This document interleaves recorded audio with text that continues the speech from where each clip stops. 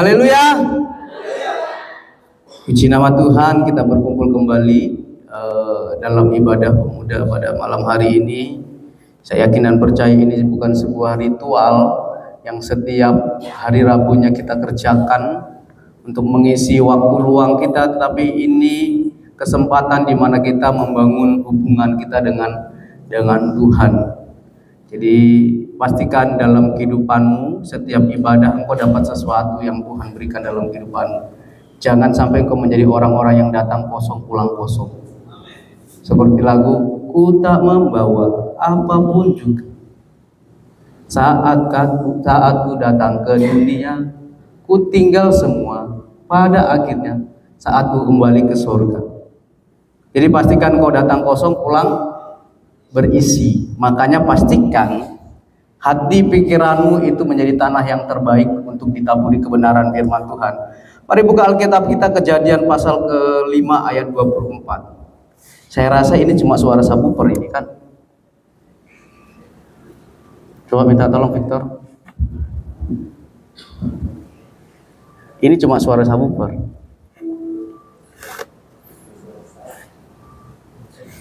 Kejadian pasal yang ke-5 ayat 24. Saya undang kita semua bangkit berdiri. Kejadian pasal ke-5 ayat ke-24. Sudah dapatkan semuanya? Yang sudah dapat bisa katakan haleluya. Puji Tuhan, demikian kebenaran firman Tuhan. Kita baca bersama-sama 1, 2, 3 ya. Dan Henok hidup bergaul dengan Allah, lalu ia tidak ada lagi sebab ia telah diangkat oleh Allah. Puji nama Tuhan, silakan duduk anak-anak muda yang diberkati oleh Tuhan. Dan Henok hidup bergaul dengan Allah, lalu ia tidak ada lagi sebab ia telah diangkat oleh Allah. Siapa yang mau diangkat oleh Allah, angkat tangan. Saudara bisa diangkat oleh Allah di sini bisa mendapatkan dua pengertian. Pertama diangkat ke surga, yang kedua diangkat sebagai anak-anak Tuhan seperti janji Allah, yaitu menjadi kepala bukan ekor. Kalau kita membaca kebenaran firman Tuhan untuk diangkat oleh Allah, itu ya hidup bergaul dengan Allah. Nah, pada malam hari ini saya akan berbicara tentang relasi. Katakan samping kanan kirimu, relasi. Saudara, terkoneksi itu penting. Tetapi yang lebih penting itu namanya relasi. Ya, kalau kita pelajari tentang kebenaran firman Tuhan yang kita baca pada malam hari ini, di dalam Alkitab dicatat ada 3 pribadi yang terangkat ke sorga. 2 itu tidak mengalami namanya kematian jasmani, 1 mengalami kematian jasmani. Siapa anak-anak sekolah kitab?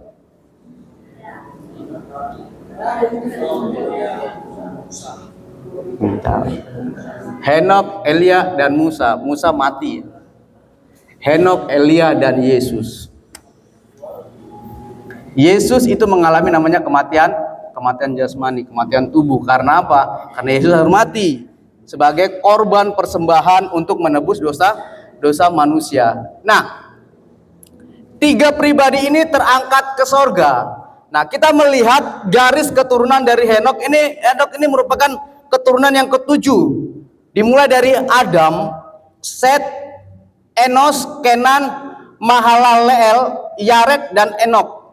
Nah, kalau kita belajar tentang ilmu angka atau angka dalam Alkitab, angka ke-7 ini memiliki arti kesempurnaan. Nah, makanya wajar saja kenapa Allah mengangkat Henok ke sorga, karena dia memiliki kesempurnaan tubuh jasmani. Karena apa? Karena dia bergaul dengan Allah. Kalau kita melihat juga bahwasanya ketika Henok terangkat ke surga, itu bisa dikatakan Henok masih muda kalau dibandingkan dengan ke-7 keturunan yang awal. Pertama, Adam itu mati di umur 930 tahun. Set itu mati di umur 912 tahun. Enos itu mati di umur 905 tahun. Kenan itu mati di umur 910 tahun. Mahalaleel itu mati di umur 895 tahun. Yared itu mati di umur 962 tahun. Sedangkan Henok itu diangkat ke sorga umur 365 tahun. Kalau perbandingannya hari ini, bisa dikatakan itu Henok masih muda. Dengan perbandingan usia yang ada pada waktu itu. 365 tahun Henok terangkat ke sorga. Artinya Tuhan memuliakan Henok itu dari muda. Siapa yang mau dimuliakan Tuhan dari masa muda? Saudara nggak mau? Saudara mau dimuliakan Tuhan dari masa mudamu? Dari masa remajamu? Seharusnya masih ada 600 tahun lagi untuk Henok bisa hidup. Tetapi Tuhan berkata lain, di umur 365 tahun Henok itu diangkat oleh Tuhan. Nah, kalau kita melihat dan mempelajari, Henok ini hidup sebelum masa air bah. Nah, artinya Henok itu hidup di saat manusia itu bertambah banyak. Henok itu hidup di saat hidup manusia itu mulai jauh dari Tuhan. Saudara, manusia jauh dari Tuhan itu bukan mulai dari Nuh, dari sebelumnya. Jadi Henok ini sudah melihat bagaimana hidup manusia mulai jauh daripada Tuhan. Dan Henok sudah melihat bagaimana moral manusia semakin rusak. Dan ini yang kita hadapi hari-hari ini. Di mana hari-hari ini manusia mulai bertambah banyak. Puji Tuhan, ada namanya RKAB. Sehingga manusia di Lelep ini semakin berkurang. Karena apa? Pembatasan apa? Penambangan. Karena menurut juga informasi WBN itu sampai pertengahan Mei, kalau pemerintah tidak memperpanjang, ya sudah, untuk perusahaan-perusahaan yang departemen holding stop untuk sementara. Akhirnya tidak ada lagi pekerja-pekerja yang menambang. Tinggal apa? Tinggal reklamasi, tinggal produksi dan lain sebagainya. Artinya apa? Berkurangnya masyarakat yang ada di Lelilep. Karena memang terlalu banyak. Karena saya melihat di TikTok itu sudah ada namanya CKB yang holding dia Close, Presisi, Triple S, STM, PSG, GMG, yang holding itu yang penambang mulai close project. Jangan sampai hidupmu juga Tuhan buat close project. Saya mau katakan kepada kita, ada project yang Tuhan mau engkau kerjakan di muka bumi ini. Terlebih engkau sebagai anak-anak sekolah Alkitab. Saya tanya kepada engkau yang sekolah Alkitab, apa temamu tahun ini?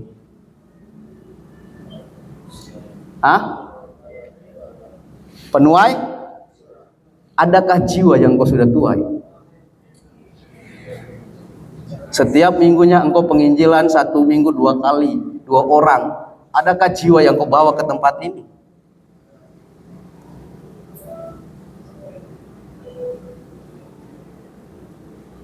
Tapi jangan apa yang kita kerjakan cuma sebatas ritual. Adakah jiwa yang kita bawa untuk beribadah? Atau malah jiwa kita yang malas untuk beribadah? Harus ditekan. Kalau tidak ditekan, tidak mau datang. Kenapa orang seperti itu, saudara? Karena hidup semakin jauh dari Tuhan. Karena apa yang dia kerjakan, persekutuan rohani, itu cuma sebatas ritual. Formalitas, absensi, biar dilihat orang. Tapi dalam kesehariannya tidak menunjukkan orang-orang yang memiliki relasi dengan Tuhan. Makanya tidak jarang orang melawan. Jangan heran orang membantah. Jangan heran orang berbohong. Karena apa? Apa yang dikerjakan itu sebatas ritual. Bukan apa? Bukan sebuah relasi yang kita bangun. Saudara-saudara kira Tuhan senang melihat saudara angkat tangan di sini, tetapi di luar gereja saudara menjadi penjahat? Menjadi pribadi yang manipulatif? Saudara punya teman toh yang manipulatif? Yang di dalam gereja seakan-akan sorga itu sudah dia buat turun ke bawah sini. Tapi selesai di luar dari gereja, apa yang terjadi? Dia tahu itu kelemahannya, tapi dia tidak mau berubah. Sampai akhirnya ketuk palu, kesempatan sudah tidak ada. Bahkan saya katakan jangan sampai Tuhan close project atas kehidupan kita. Saya selalu katakan kepada orang-orang yang mau sekolah Alkitab, datang ke sini karena apa? Panggilan, sir. Kalau panggilan itu sampai akhir. Kalau panggilan itu ikuti proses. Kita kembali ke Henok. Henok itu mengikuti proyeknya Tuhan. Jadi Henok itu bukan pribadi yang hanya terkoneksi dengan Tuhan, tetapi Henok ini memiliki relasi yang benar dengan Tuhan. Sehingga bukan sebuah pertanyaan lagi kenapa Henok bisa bertahan, bahkan kenapa Henok bisa Tuhan angkat ke sorga tanpa mengalami kematian. Saudara, kalau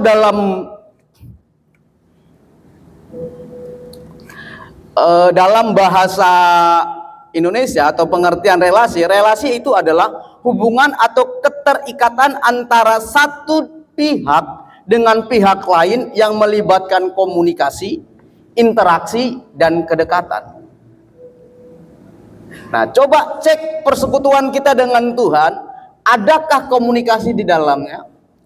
Adakah interaksi di dalamnya? Adakah kedekatan di dalamnya?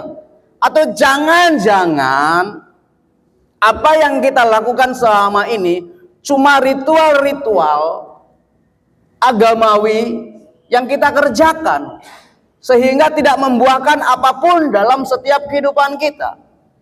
Ingat, kehidupan kita itu dibangun untuk mencapai serupa dengan Kristus. Atau bahasa Rasul Paulus itu dikatakan kepenuhan Kristus. Atau bahasa di gereja dikatakan menjadi gereja yang sempurna. Yang kita kerjakan setiap waktunya kita beribadah, doa, bersekutu, memuji, memuliakan nama Tuhan.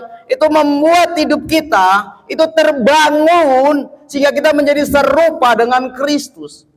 Kita memiliki kepenuhan Kristus di dalam setiap kehidupan kita. Sehingga apapun tantangan persoalan yang kita hadapi dalam kehidupan, kita tidak akan pernah mengeluh apapun itu. Karena saya mau menyadarkan kita bahwasanya sebagai orang percaya, penderitaan itu harus ada dalam setiap kehidupan kita. Filipi pertama ayat 29, siswi baca.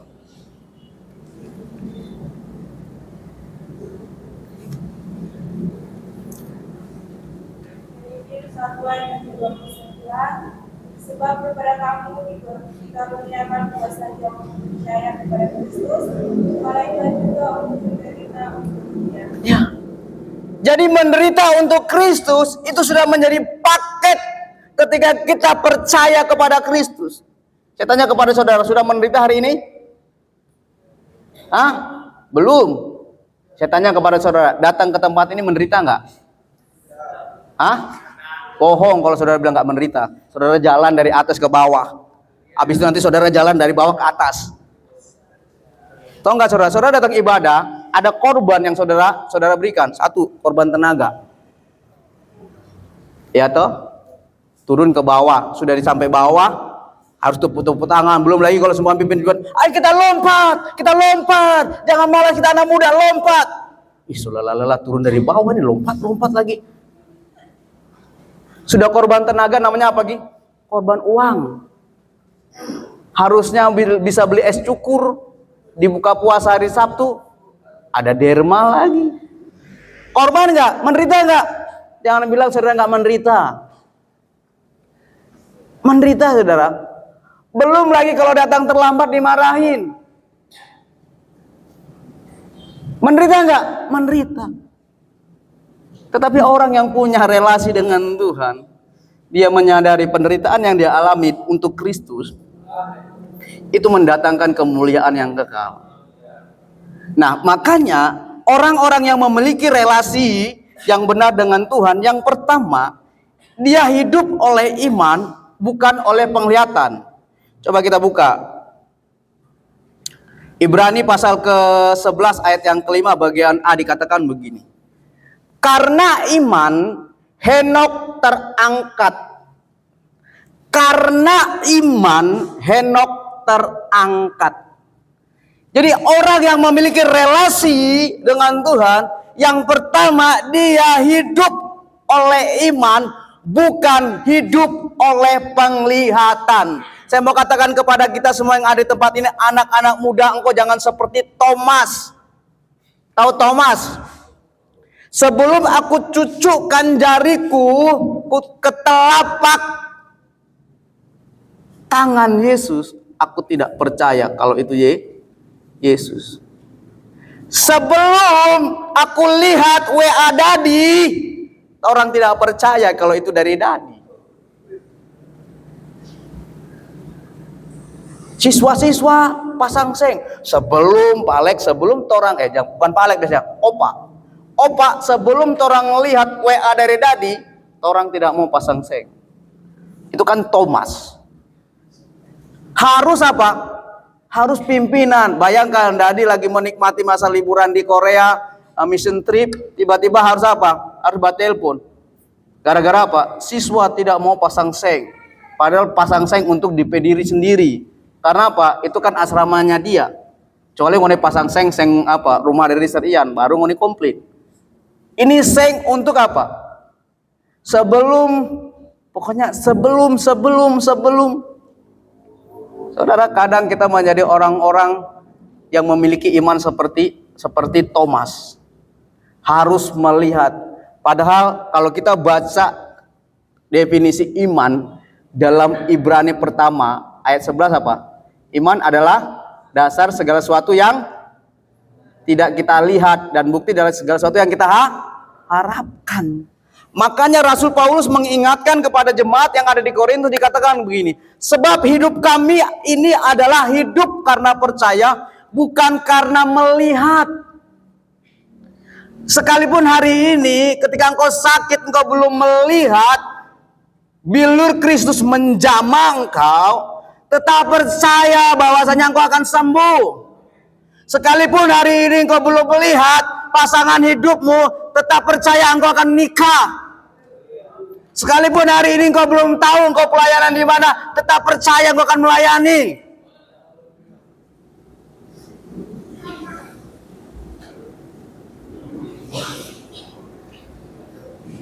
Sekalipun hari ini engkau selesai ujian belum tahu lulus atau tidak lulus, tapi imani engkau lulus.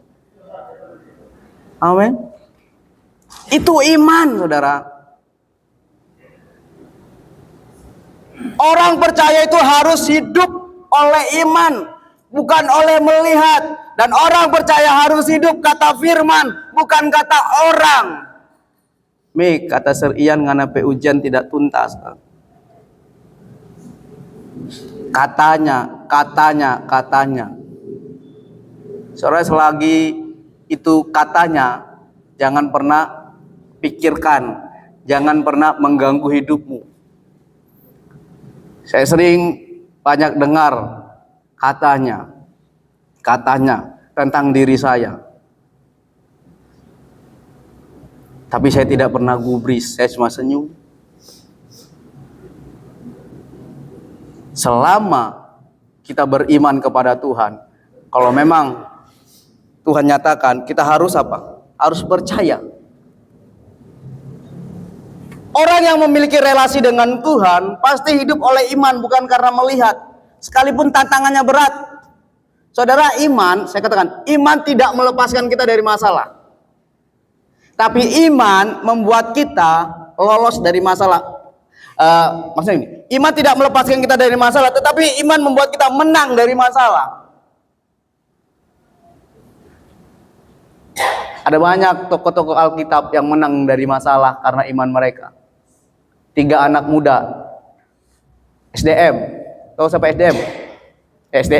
SDA, Sadrak, Mesak dan Abednego, Daniel, Daud, Abraham, Yusuf.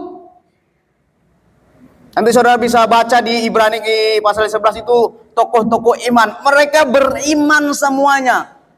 Tetapi apakah mereka Tuhan lalukan dari masalah? Tidak, masalah mereka tetap hadapi.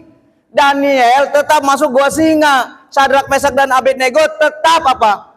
Di perapian yang menyala-nyala. Yusuf tetap dibuang ke sumur, tetap di penjara, tetap difitnah.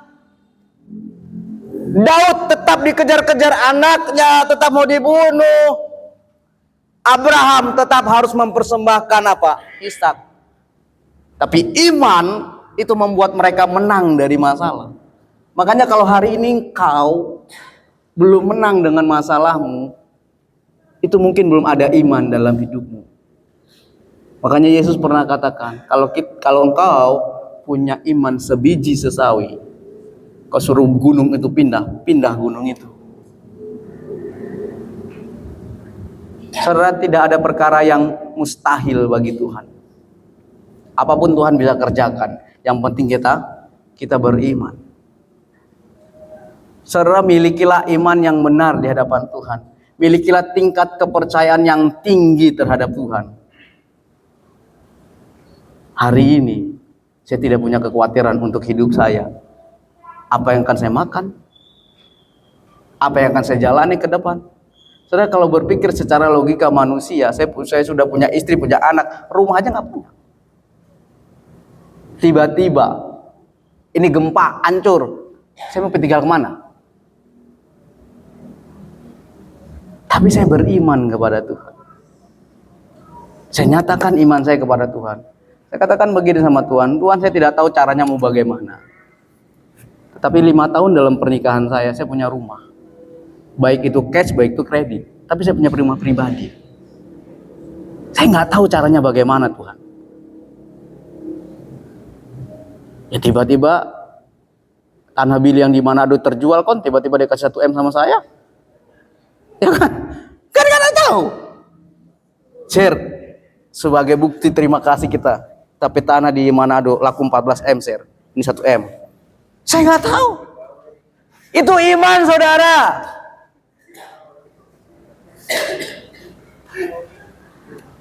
Ya kan, apa tahu kan Tuhan gerakkan hati Bili, kan mana yang tahu. Karena menurut gosipnya Bili petana di Manado itu 14 M, saudara. Saudara, 14 M itu kalau bangun gereja sudah megah, kalau apalagi gereja di Taliabu. So paling tinggi di Taliabu itu gereja. Saya tidak tahu caranya bagaimana, tapi saya punya iman. Tuhan akan berikan saya rumah. Itu. Hari ini kau mau kawin, tidak ada doi kawin, beriman sama Tuhan. Jangan beriman sama pendeta Heri Mangadi. Oh, kita pengerja dadi kok gampang. Jangan bilang gampang, saudara. Karena kan kita sudah pelajari Alkitab. Ketika kita percaya kepada manusia, itu artinya kita memberikan kesempatan untuk kita dikecewakan. Yang kedua, masih tetap Ibrani ke-15 Ibrani 11 ayat 5 dikatakan, karena iman Henok terangkat supaya ia tidak mengalami kematian dan ia tidak ditemukan karena Allah telah mengangkatnya. Perhatikan, sebab sebelum ia terangkat ia memperoleh kesaksian bahwa ia berkenan kepada Allah. Yang kedua, orang yang memiliki relasi dengan Tuhan, hidupnya itu berkenan di hadapan Tuhan. Saudara, hidup kita itu harus berkenan di hadapan Tuhan. Makanya sebagai anak-anak muda, kita harus menjaga kehidupan kita. Mazmur 119 ayat keberapa itu? Dengan apa seorang muda menjaga kelakuannya yang bersih?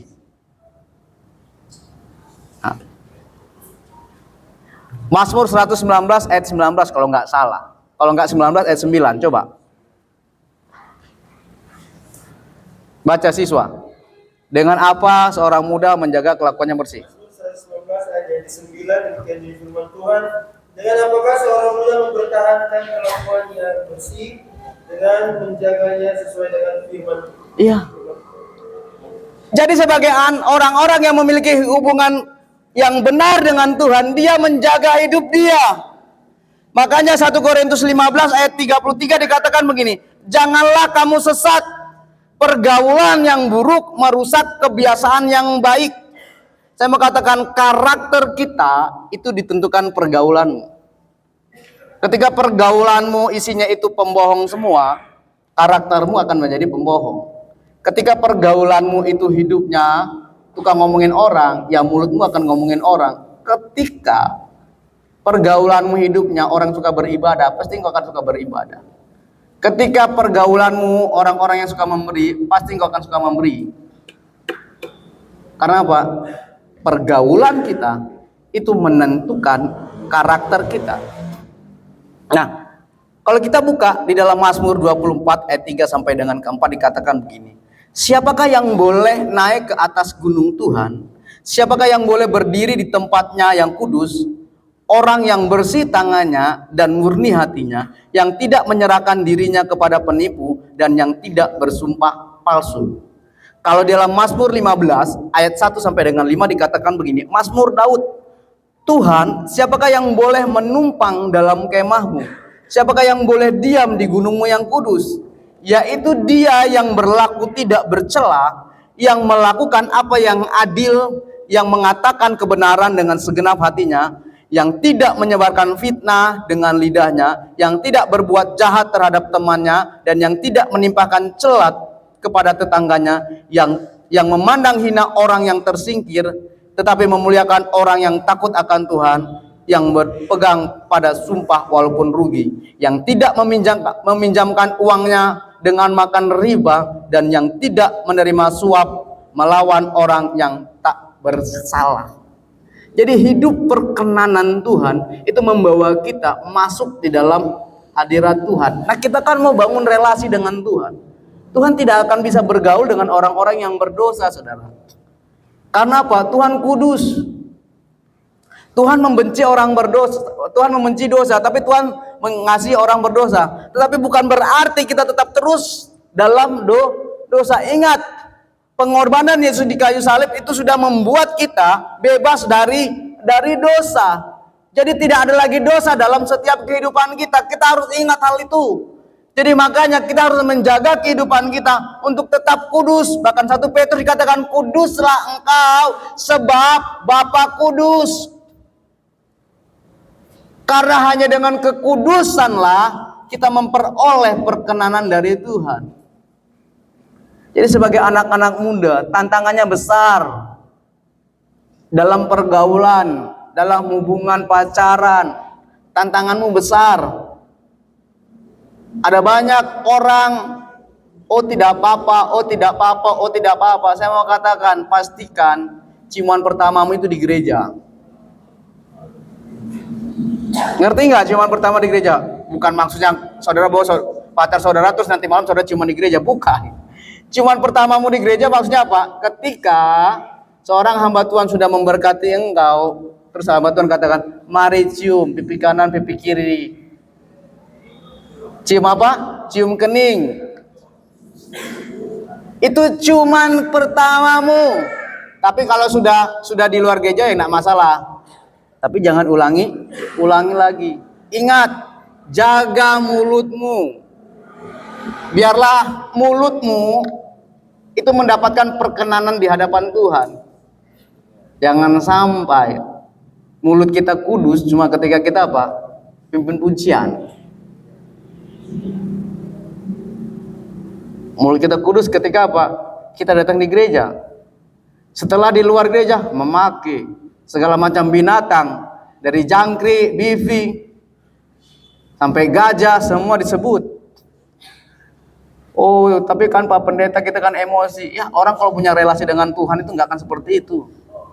Saudara, ketika Yesus marah, apa Yesus mengumpat? Saudara, kan Yesus kan marah toh? Ketika Yesus marah, membalikan meja-meja penjual di bait Allah, apa Yesus katakan binatang-binatang itu apa yang dia, dasar kambing kamu ahli Taurat, dasar bebek kamu orang Farisi? Enggak, saudara. Enggak. Jadi mari saudara, jaga perkenanan. Ser, kita emosi. Siapa di sini yang tidak punya emosi? Semua orang punya emosi. Makanya buaro yang terakhir itu apa? Penguasaan diri. Kuasai diri. Semua orang itu bisa emosi, bisa marah. Tapi orang yang memiliki relasi dengan Tuhan, itu apa? Bisa kontrol. Makanya kalau doa jangan tidur. Ibadah jangan tidur. Oh tapi Pak Pendeta kan diam di dalam hadirat Tuhan. Iya diam. Bukan diam tidur. Menyembah Tuhan. Makanya saya mau katakan, jangan sampai kita menjadi orang-orang yang datang kosong, pulang kosong. Saudara terserah, saudara mau tersinggung, mau apa, bodo amat. Yang penting saya menyampaikan firman. Jadi mari saudara, waktunya sudah dekat.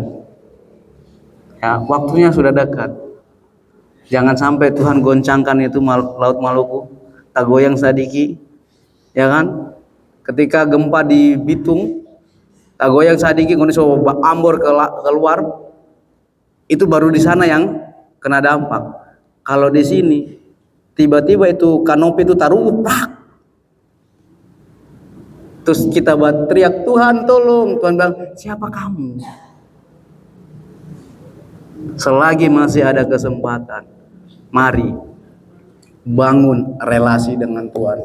Saya ingatkan lagi, persekutuan kita dengan Tuhan, baik ibadah, doa, bukan sebuah ritual agama, tetapi sebuah kesempatan di mana kita membangun relasi dengan Tuhan. Di dalam, coba baca satu ayat. Yesaya 55. Bangkit berdiri semua, kita baca kebenaran firman Tuhan ini bersama-sama sebelum saya tutup. Yesaya 55 ayat 6. Musik siap-siap, ku ingin selalu bersekutu denganmu. Yesaya pasal 55 ayat yang ke-6. Sudah dapat semua? 1, 2, 3. Carilah Tuhan selama ia berkenan ditemui, berseluruh kepadanya selama ia dekat. Jadi mari bangun relasimu dengan Tuhan. Saya mau bilang saudara, jangan cuma bangun relasi dengan pacar, jangan cuma bangun relasi dengan rekan kerja, jangan cuma bangun relasi dengan teman bisnis, tapi bangun juga relasi dengan Tuhan. Tuhan mau ada waktu-waktu khususmu yang kau berikan kepada Tuhan. Terima kasih Tuhan.